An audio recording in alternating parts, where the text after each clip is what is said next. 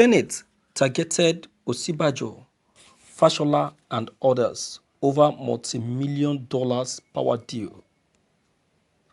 On Tuesday, July 21st, the chairman of the Senate Committee on Power, Senator Gabriel Soswam, presented a report on addressing Nigerian power sector problem for debate at plenary.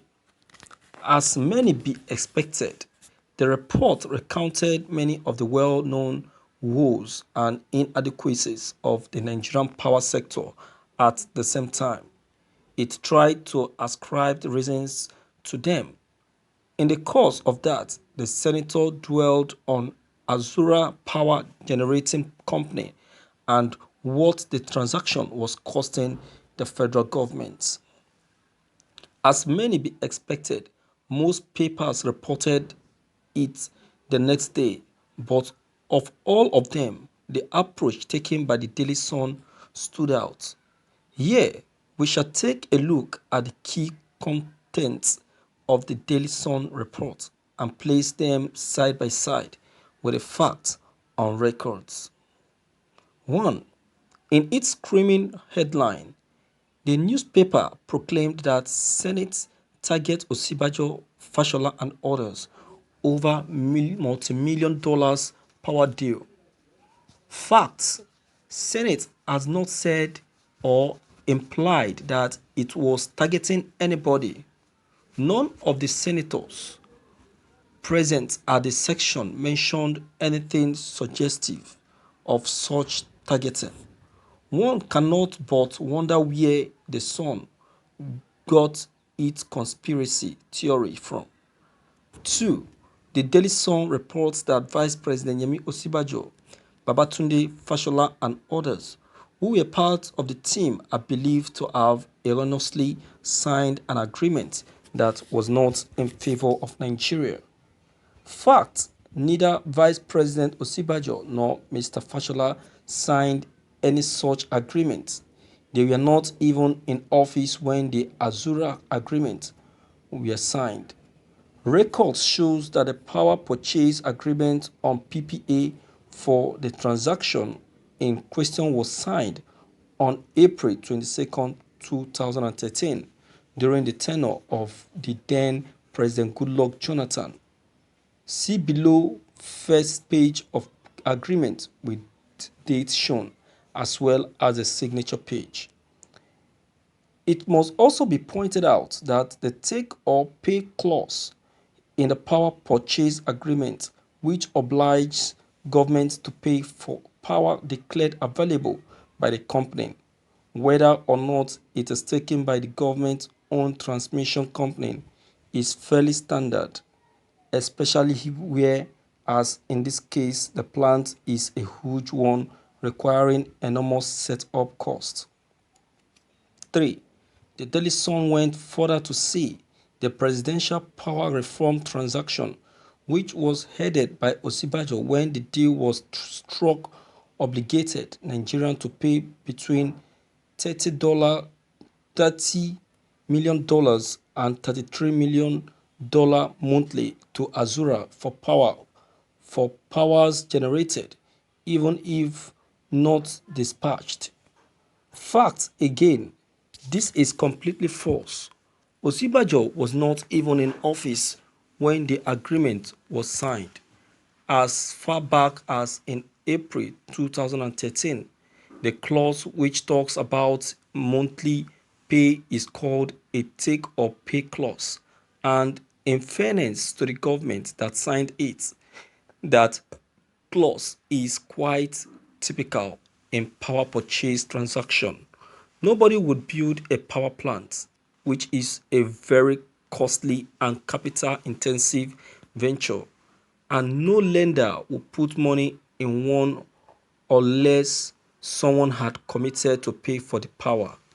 At any rate, much of that monthly payment goes straight to Nigerian Gas Company, Nigerian National Petroleum Company and other gas suppliers who make the power generation possible in the first place. In Nigeria, the company that takes power from electricity generating companies is the Nigerian Bulk Electricity Trading Company, or NBET for short, which happens to be 100% government owned. Hence, the commitment to pay for the power was made by the Nigerian government. It is NBET that buys power from generating companies like Azura and sells to distribution companies. In 2013, when the deal was struck, it clearly appeared to be a good deal for Nigeria, which was desperate for power and feverishly seeking the establishment of power plants. No one quite envisaged the current situation where electricity generating companies are kept idle because when power is produced, the transmission company may not be able to wheel the electricity fully for distribution to customers. It is no longer news that even when the electric power is made available for distribution, the distribution companies DISCO at times reject it because they have failed to improve their networks and to meter their customers. The fear of the DISCOs is that they might be unable to deliver the power to customers or to collect tariff. On their part, customers are reticent to pay because service is appealing and most of them feel cheated by estimated billing. It should be noted also that payment made to Azura is by no means all for nothing. Azura over 80% of Azura power is currently being transmitted and distributed, while the rest is being used by the Transmission Company of Nigeria to stabilize the national grid. 4.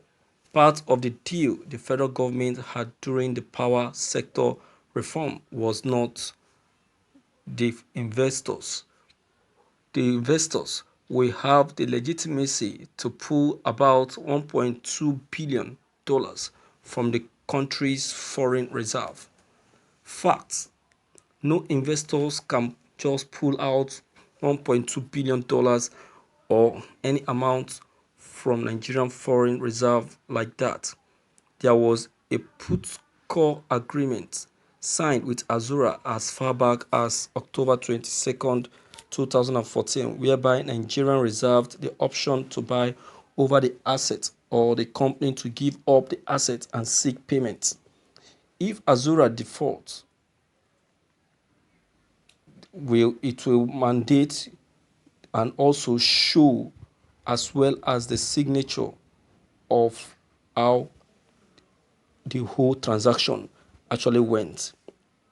However, the amount to be paid can only be determined when the option is exercised and moved.